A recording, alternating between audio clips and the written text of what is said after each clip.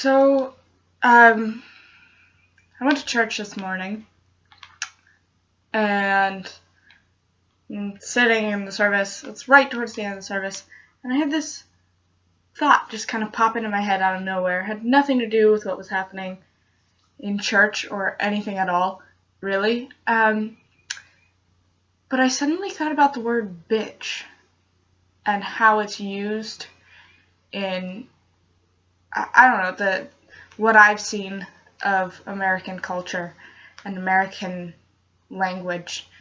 And I realized every time a girl is called a bitch, it's because she's doing something that is a threat, right? It's threatening. It's scary. It's, it seems crazy. And there's a lot of energy behind the word. Like, she's crazy. She's a crazy bitch, right? And then every time a guy is called a bitch, it's like he's the lamest person in the world.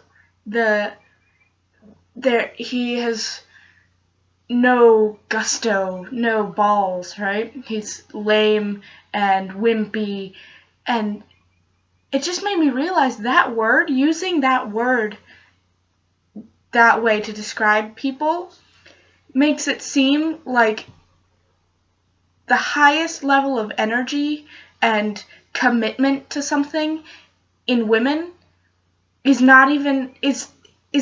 equivalent to the lamest and worst qualities in a man. Like, no matter how hard I try, no matter how dedicated I am not better than the guy who's unwilling to put any kind of work in, who has no guts, right? Because when I'm a bitch and he's a bitch, I'm working super hard and he's being really lazy. And I don't know. I can't understand how that, I can understand how that came to be, but it's just something to think about. And it made me a little mad that, the word is bad both ways, right? It's a negative thing either way. So it's saying to the women, don't be dedicated, don't work hard, because no matter what, you're gonna be a bitch. People are gonna see you as a bitch. But even so, I don't know. It's hard to collect my thoughts on this because it's just so frustrating, and it's hard to really dissect language and popular culture because it's